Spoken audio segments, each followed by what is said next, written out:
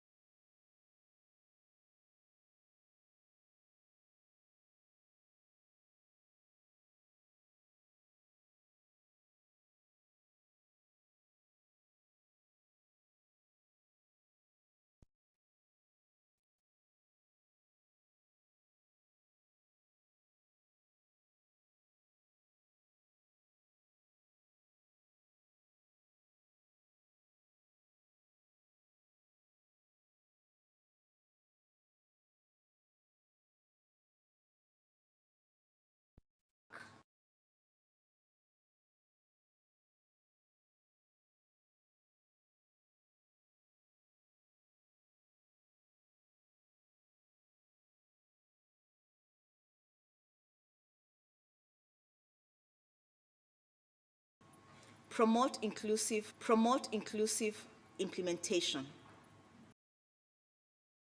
The process integrates men as active participants in discussions and solutions. Engaging all gender fosters active ownership and collaboration, driving sustainable and impactful change. Thank you.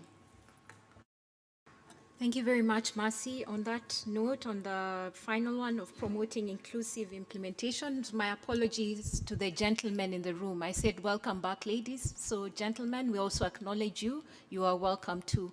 We welcome your contributions and support. Thank you. Back to you, Anne-Claire. Thank you so much, Joan. Before electing our top eight recommendations, actually, I would like to... Sorry.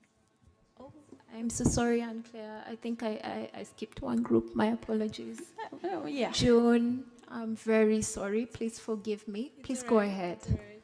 Good afternoon once again. I'm from Working Group 4. We call ourselves Nebula, and we had, should be like 13, 12 recommendations. Amongst them, we just picked 5. I'm going to run through them quite fast. Yeah, so the first one that we looked at is, first recommendation is regional collaboration groups. This is the aspect in which you find that as we were defining what is really marginalized communities, you realize that the definition differs from different countries, different regions. So really having, you find that some countries have specific problems. So putting them in groups, that means they'll be able to address their unique problems together. And then the second one is small achievable initiatives.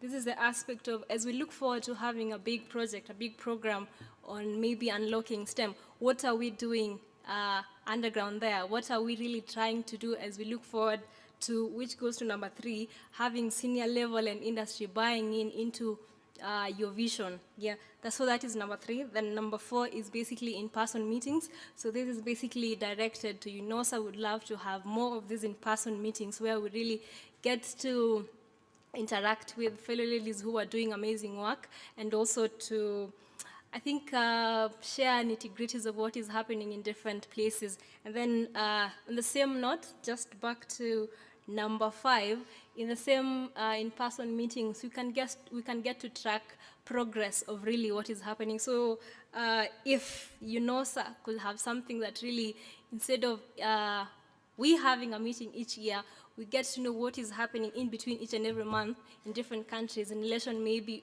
of unlocking STEM in relation to employing GMT. And for that few remarks, thank you. Thank you very much, June and Nebula team members. Your contributions are very well appreciated, and my apologies once more for skipping you. Back to you, Anne-Claire. It seemed like we were missing someone indeed. Yeah. Before we proceed with our very last exercise and the election of our top 8 recommendations, we have a little gift for you. This is a short clip, 2 minutes clip, with our expert meeting highlights.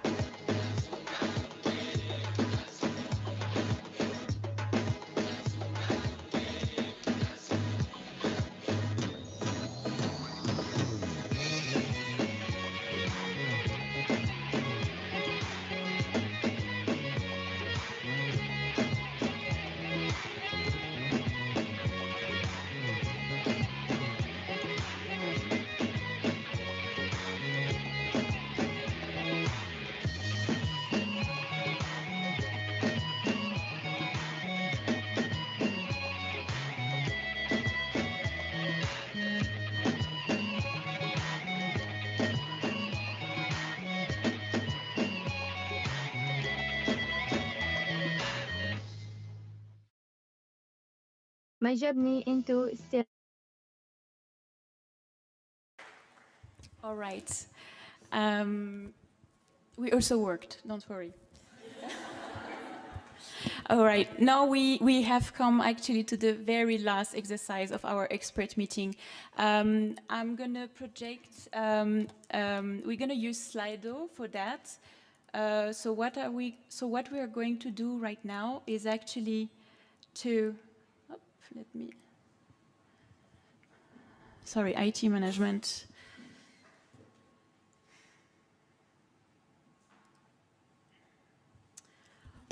All right, please scan the QR code, join us at Slido, and I know those recommendations just here are a bit small, so what we are doing now is that when you have all scanned, I'm going to project the recommendation on a Word document with the number affiliated to the recommendation, so you can all rank the recommendation.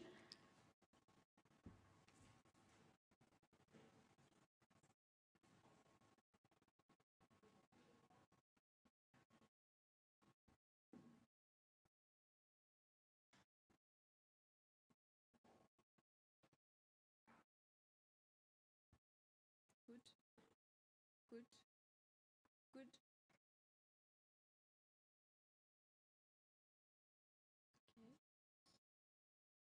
See here.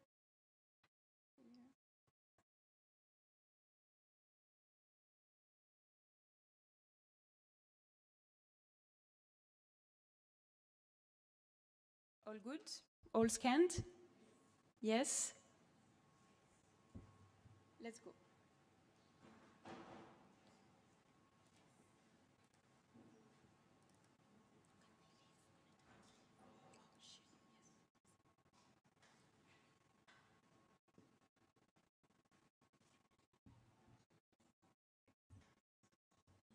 All right, you have 2 minutes to rank on Slido our 20 recommendations. I have just dezoom a bit, because otherwise I don't see all of them. Yes, yeah. Right. You have 2 minutes to rank our recommendations, and I am not.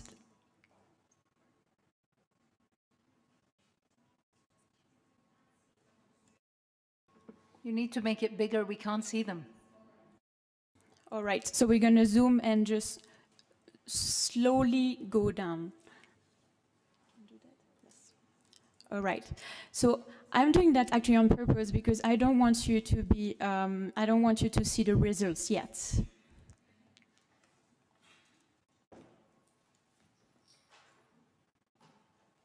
Can you read them out, Anne-Claire? Sure. So the first one is community engagement. The second is impact assessment showing achievements. The third one is national focal points and ambassadors. The fifth one, capacity building, training, mentorship, infrastructure. The sixth one, inclusive, accessible AI toolkit. The seventh, funding opportunities for course and training resources. 8, communication strategy, policymakers, government. 9, gender focal points for each region. 10, GMT badges and recognition for organizations that adopt the toolkit, the GMT toolkit. 11, assess accessibility barriers. 12, data-driven feedback. 13, diaspora expertise. 14, address cultural barriers.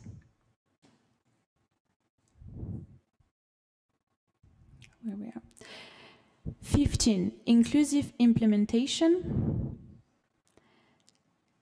16, regional collaboration group. 17, small achievable initiatives. 18, senior level buy-in and industry. 19, in-person meetings. 20, progress tracking. Let's go back. Where's number 4, Anne-Claire? Number 4.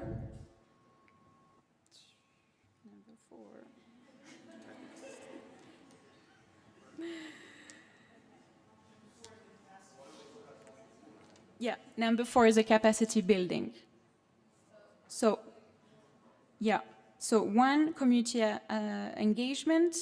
2, impact assessment. 3, national focal point. 4, capacity building. And I forgot the 5th one, which is marginalization. Crossed. No marginalization.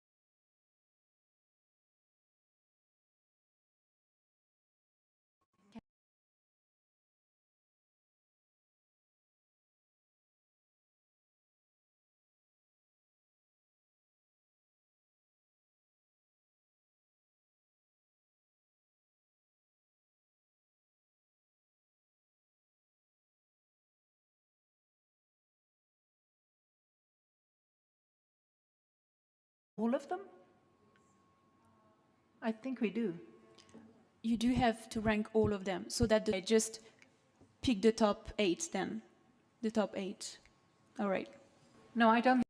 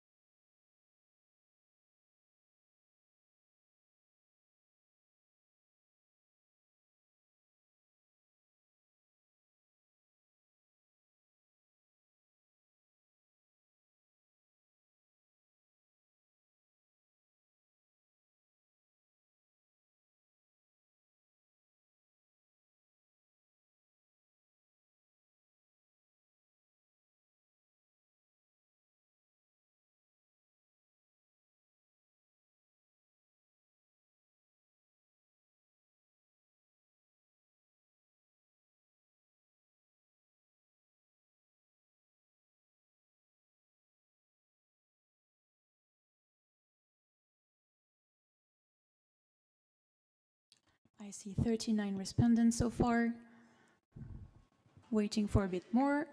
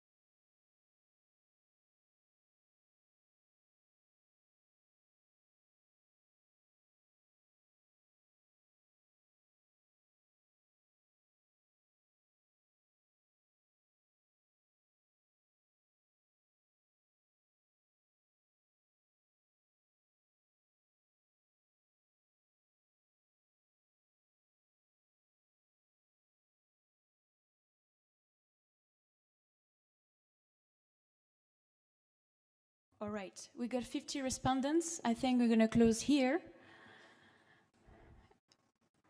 Yeah. And we're going to reveal the results.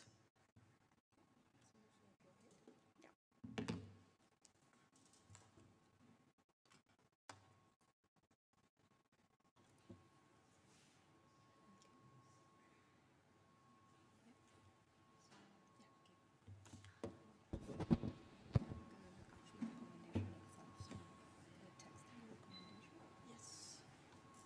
You can.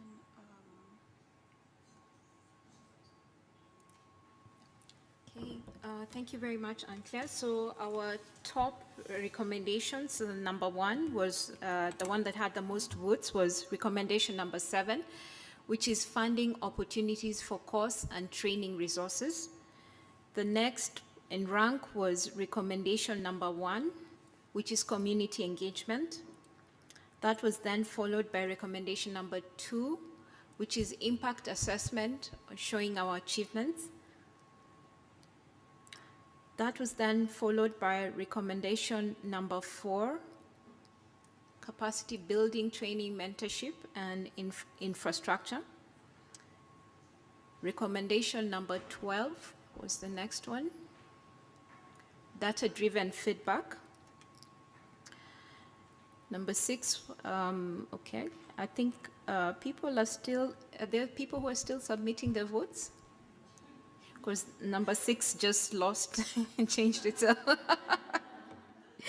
So 6th ranked is now recommendation number 8, which is communication strategy, and policymakers in government intervention. Then recommendation number 16.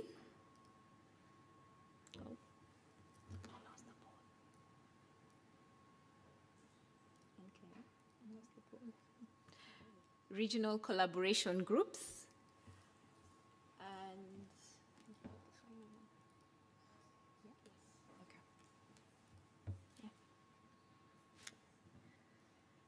so, yeah, we've done number 16, regional. Okay. The final one was recommendation number 14, addressing of cultural barriers. Thank you very much for your participation, and these recommendations will then be incorporated into the report on the outcomes of this expert meeting. I think we've done commendable work in the past 3 days, and I am sure we're all looking forward to seeing the outcomes as contained within the report, so that we can take matters to the next step. At this juncture, I would like to invite Madam Roslyn Jogu, our Principal Secretary for Diaspora Affairs, to please take up the podium and close this expert meeting for us. Thank you.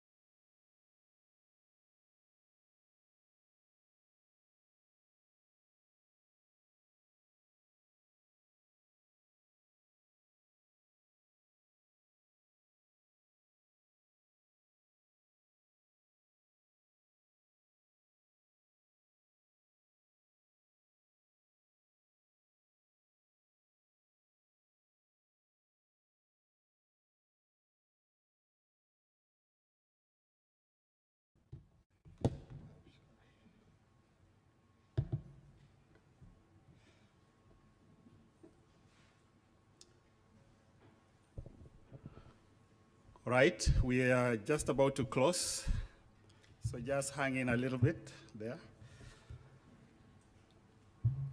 Isn't it amazing how time flies when you are having such a good time?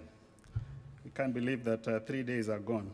So our chief guest, the Principal Secretary, State Department for Diaspora Affairs, Ms. Rosalind Njogu, the Director, United Nations Office of Outer Space Affairs, Ms. Ati Hola Maini, and I hope the Kenyans have told you what Maini means. Distinguished participants, ladies and gentlemen, good afternoon. I want to begin by thanking our Principal Secretary, the State Department for Foreign Affairs, for honoring our invitation to of what has been a remarkable experience. But the PS just arrived from Geneva and could have easily given an excuse to be away from this session, and send representation, but she decided that she was going to come, obviously because of the importance that she accords to the deliberations that have taken place in this gathering. Can we please give a round of applause to our peers honoring our invitation? The energy and enthusiasm I saw in this meeting whenever I popped in was palpable and could be felt all through the 3 days. I saw commitment by this team of brilliant ladies attending both in person and virtually in the quest and hunger for achieving greater participation of women in a domain that is truly the future of all our national economies. I could sense the mood and tell that this would be a great conference.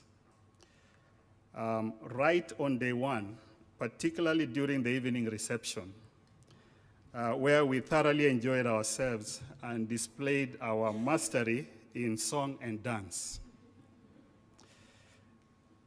I want to make special recognition of two gentlemen who participated right through the entire 3 days of our session, Mr. Caesar being one of them there. And I'm told, let's give him a round of applause. Some of us, for some reason, did not have the bandwidth to sit through the 3 days. But it's not because we were running away from the discussions. We thought that we needed to give you space to ventilate and tell us what you want the men to do. This meeting, like others before it, has come up with several pragmatic recommendations on what government, public, and the private sector should do to realize the goals of this series of Space for Women conferences. Even though I did not sit through all sessions, I know my team took good notes, and there are many action points expected of me as the head of Kenya Space Agency.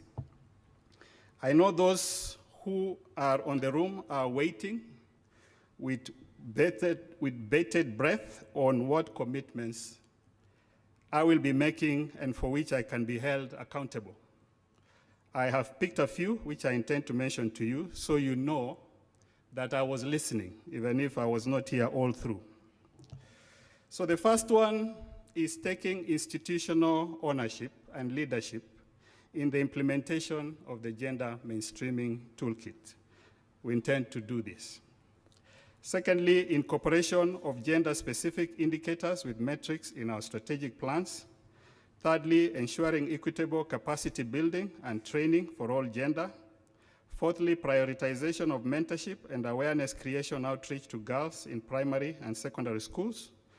Fifthly, support to initiatives such as I Am Lango to reach more schools in marginalized communities in Kenya and lead in advocacy of the initiatives for greater support from government. And sixth, enterprises. Some of these have already been mentioned as priority. I see that recommendation number 18, which requires senior leader buy-in, was left out. I don't know whether that was deliberate, but I guess it is the democracy, right? So even as we make commitments to provide support and institute affirmative action, it is my challenge that women also step up, skill up, and compete effectively in the workforce and take up their rightful roles. Madam PS, since there will not be another opportunity to give a vote of thanks after your closing remarks, and we are clear about protocol, allow me to make a vote of thanks at this stage. To say we have had a great conference is an understatement. This would not have been possible if you beautiful ladies didn't show up. So let me, in a very special way, thank each and every one of you, distinguished participants, both in person and virtual, who took time off to travel great distances to join us and participate in this expert meeting for the first time in Africa. I hope you have enjoyed your stay in Nairobi, and I still encourage you to spend a few more days, now in a more relaxed setting, without having to worry about waking up early to attend the meetings. Secondly, I want to thank all the keynote speakers, the moderators, the rapporteurs, and other facilitators, as well as the protocol team for the smooth facilitation of the conference. Thirdly, I want to thank our co-hosts, the UNUSA, for believing in us, bringing the world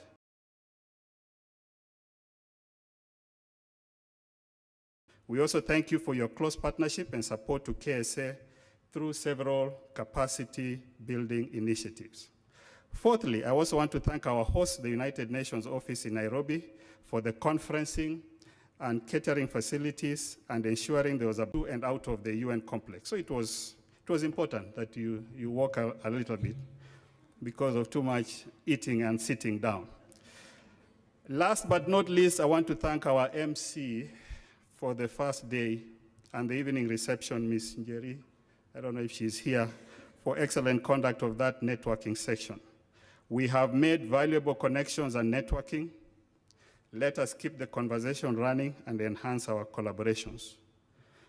With these few remarks, or many remarks, let me invite Director UNUSA, Ms. Ati Holamaini, to make her remarks, and then invite the PS to make the closing remarks. Thank you very much.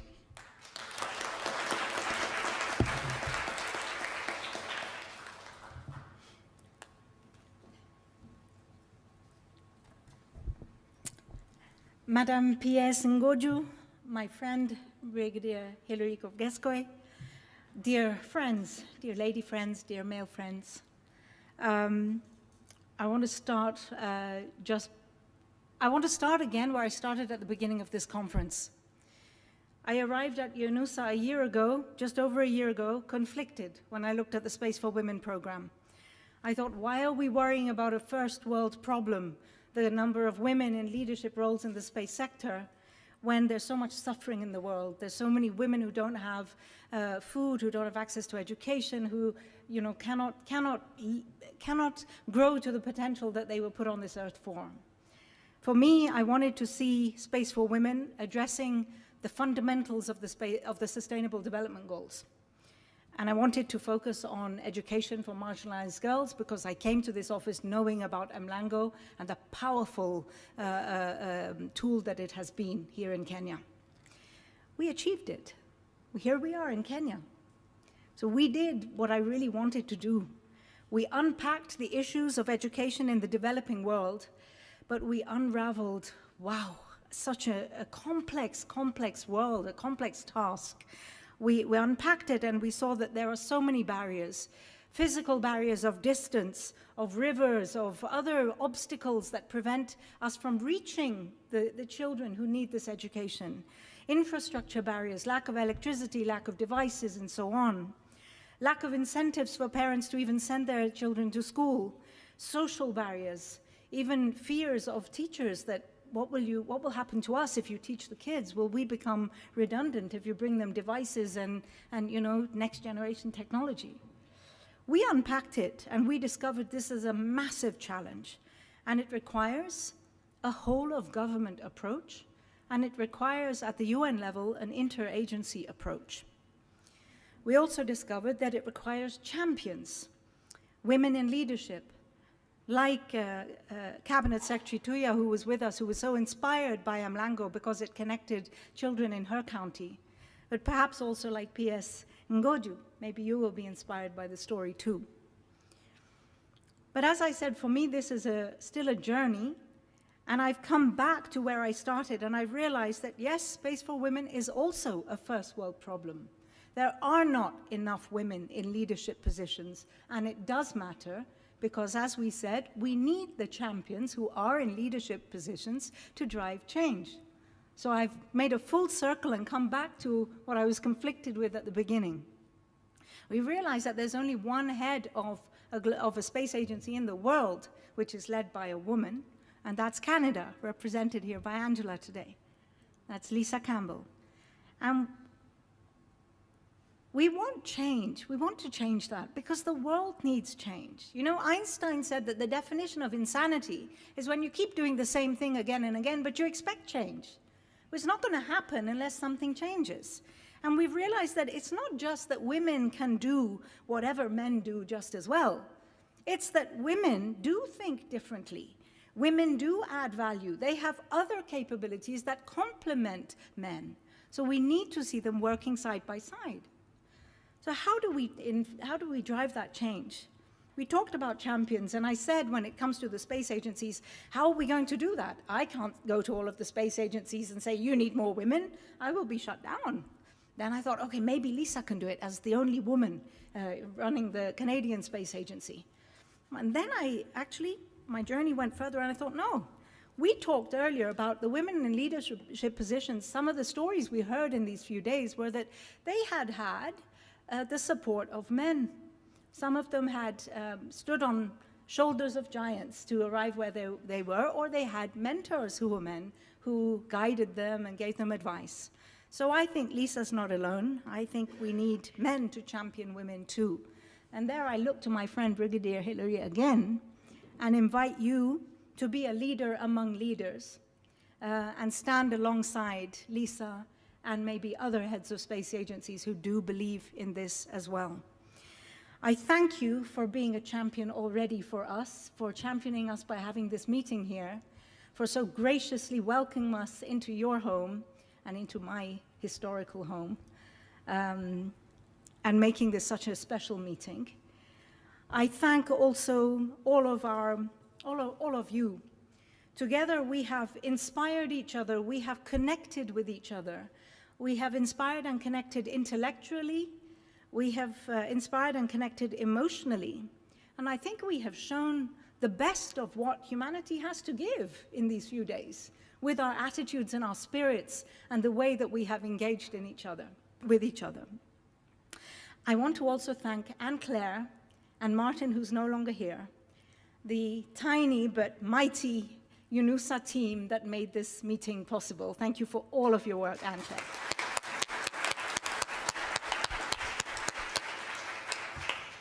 As you know, this meeting happens every year, and we hope that the mentorship will also resume in 2025. Let's see, we're doing our best to rally support for that. The plan this year was actually meant to take place in Israel, but as you all know, circumstances prevented that from happening. The plan has always been that it would go back to Israel. We will see if that will be possible. For us, we have to simply take our instructions based on the safety of the participants, because we fly people in to these meetings from all over the world. And so we have guidelines that we have to respond to. So we will keep a close eye on that and keep everybody posted on how this develops. But thank you all for making this such a magical, magical experience. I would have a proposal that we should bring it back and do a follow-up to this of this meeting back in Kenya in a couple of years' time when the UN is refurbished, if you'll have us again.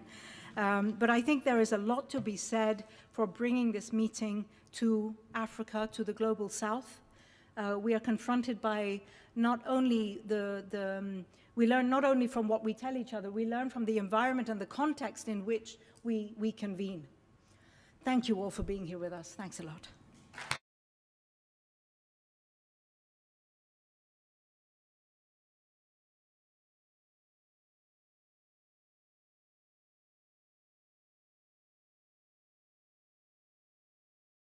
Thank you very much, Director Yunusa. We really appreciate you taking the chance to work with us and giving us an opportunity really as Kenya to participate on a global platform. Well, with that, I would like to welcome our Principal Secretary, Madam Roslyn Jogo, to kindly come and give us her closing remarks.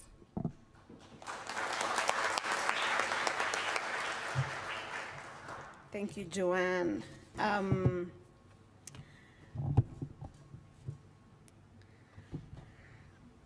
Okay. I just told her what Maini means. And so we've been giggling a little bit. I should have also, for the Kenyans in the room, I should have also told her what Tumaini means, which could mean either hope or little pieces of liver. So, you know, based on, I'm terribly sorry. So, Ms. Arti Holamaini, the UNOSA Director, and Brigadier Hilary Kipkoskei, the DG Kenya Space Agency, Excellencies, distinguished guests, ladies and gentlemen, ladies and very few gentlemen, good afternoon. Good afternoon. It's really an honor to be here to address this very exciting group of people and to be speaking at the closing ceremony of the 5th International Space for Women Expert Meeting, which of course has been graciously hosted here at the UN office in our beautiful city of Nairobi.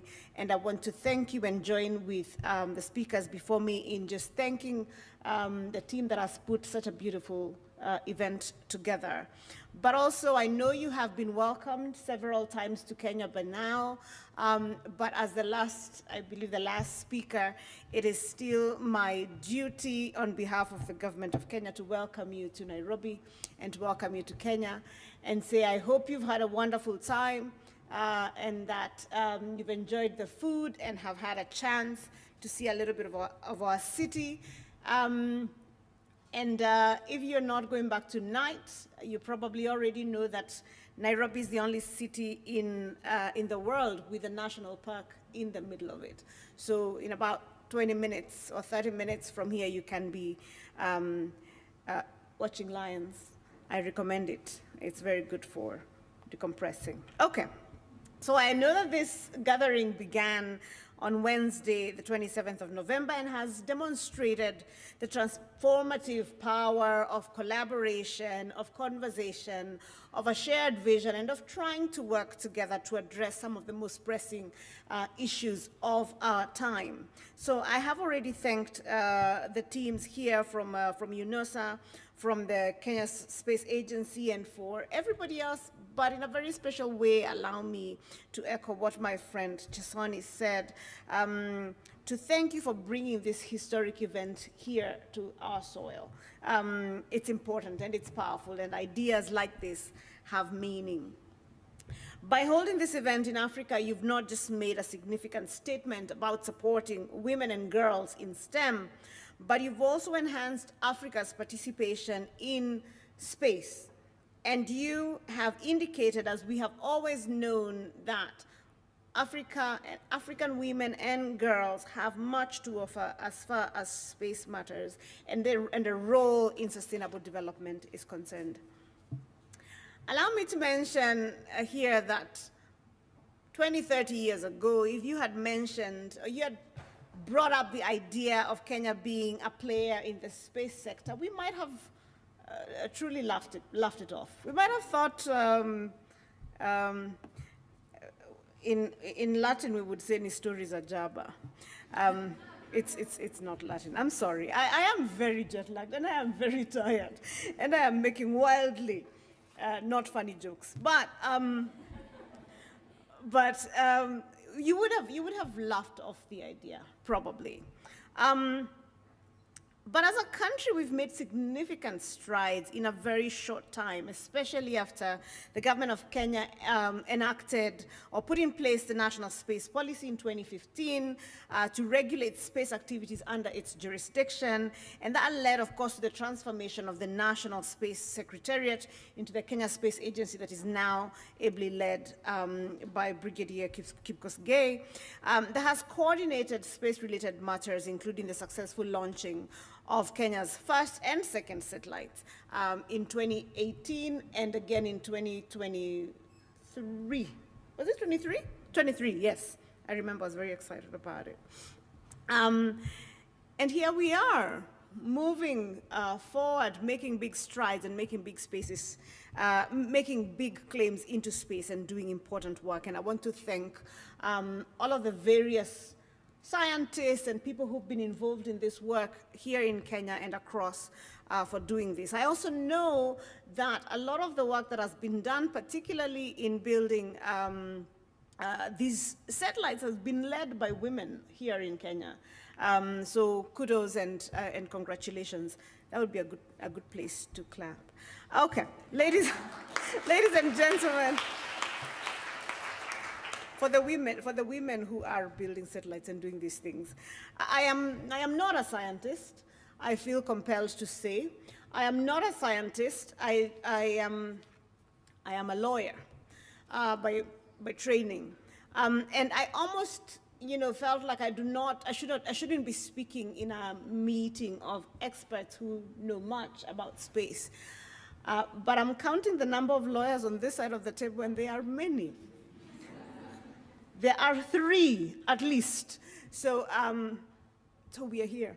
Okay. So this space, there is enough space in space for everybody. Okay. Now, the theme of this year's meeting, Integrating Women in Space Activities and Solutions, highlights the importance of closing the gap, the gender gap really, in space exploration, in activities of space, and really in all STEM fields. And I'm told that over the last 3 days, there has been deep discussions full of innovative ideas, and some of which I have seen put out here, and the 20 recommendations that came up on the board. And I think this will certainly alter the trajectory of women's participation and leadership in space. Space and the space sector has enormous potential, not just for scientific advancement, but also for addressing some of the challenges that so press us, the most pressing challenges of our time, such as climate change and food security, disaster preparedness and management, and so on. And all of these things demand our very serious attention and the participation, therefore, of both men and women in addressing them. This meeting, I understand, has shed light on some of the difficulties that women and girls face while seeking careers in the space business and in the entire ecosystem.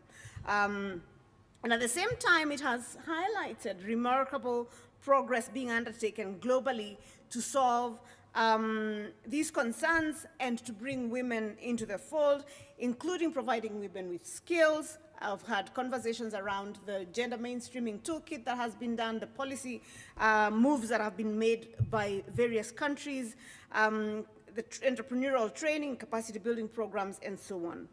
These efforts to empower women in the space sector build on the past achievements of women who have gone before us. I have in mind Valentina Tereshkova, the first woman to go into space, but probably those are some of the ones that we think about more because they're more iconic. We think of the people who are doing the performative work.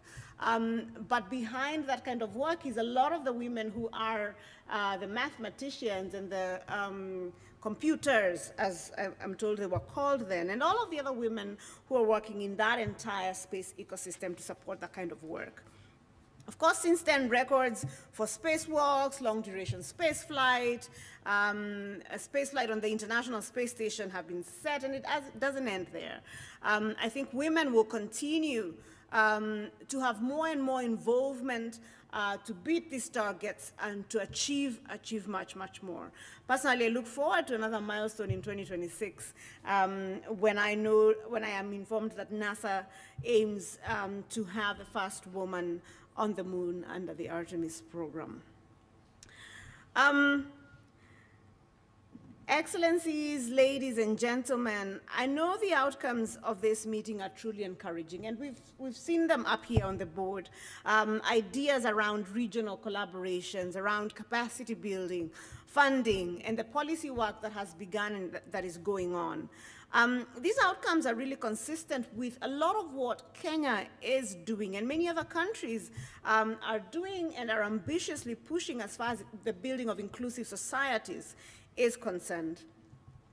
Now, I noted with concern, a little bit of sadness, that the piece on diaspora involvement, you had a recommendation on diaspora involvement and skills, knowledge, and technology transfer from diaspora.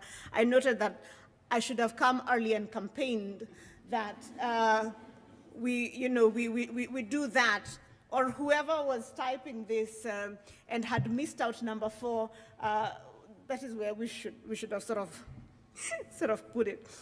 But allow me to say this, that as at the State Department for Diaspora Affairs, we acknowledge the enormous contribution of the Kenyan diaspora in various spaces, particularly women advancing STEM worldwide. Many of them are leaders in many important sectors, whether it be academia, healthcare, entrepreneurship, and so on. And I think that as Kenya and as many other countries, I would invite you to continue to work with and collaborate and leverage the skill, the knowledge of your own diasporas who might be working in space and in STEM broadly speaking, and see how those contributions could potentially alter and impact the trajectory of your own space programs and build collaborations with diasporas in their countries of origin and in their countries of destination. The diaspora plays a significant role in promoting Kenya's participation in the global space and STEM initiatives. And by advocating for Kenya's presence at international fora, even including the UN, they have strengthened our influence and they elevate our position in these transformative sectors. So this is my quick appeal, now that I am the one speaking at the closing, it's my quick appeal to all of you to seriously consider how we could tap into these resources that are already among our own people. But I will not go on and read the rest of that entire page. It was going to be a very, very exciting sermon. Okay. But also let me say that diasporas can be relied on not just for the skills, knowledge, and technology transfer, but for investment in space programs and in projects that build out the space ecosystem. So ladies and gentlemen, as we close this historic event, I urge each one of us to carry forward the spirit of collaboration that I have so clearly seen here and the actionable insights that have been gained in this conference. I would urge that we commit to fostering more inclusive environments in our respective institutions and our countries, and to amplify the voices of women and girls, ensuring that they are not just participants, but leaders and innovators in shaping the future of space. I want to thank once again the organizers and the sponsors, the speakers, the participants, and everybody who has shared their mind and really brought this together. As we chart our way the way forward, let this meeting be a beacon of hope and progress, and a reminder, it's really going to be very corny, but a reminder that the stars are not beyond reach, especially for women and girls. Director, let me be so bold as to ask that you seriously consider that follow-up meeting here in Kenya, and to say that Kenya would be happy to host such a meeting again.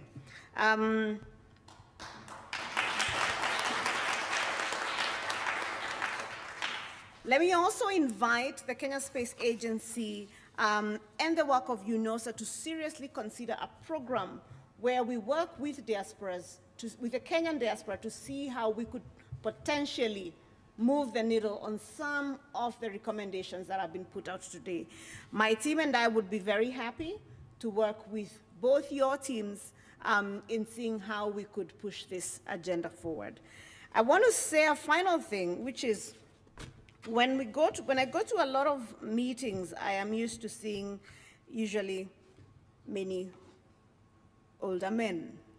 I am pleasantly surprised today that the meeting is full of women, but particularly surprised or pleasantly surprised. I was refreshed, is the word, to walk in and find that at Space for Women, the conversations were being led not just by women, but by what I think are extremely young women. And that gives me a lot of hope. Thank you very much, ladies and gentlemen.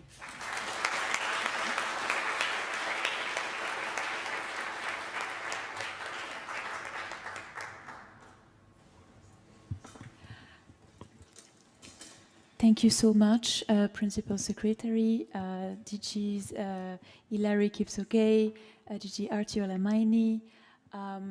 I would like to invite everybody to take a final group pictures with our distinguished guests.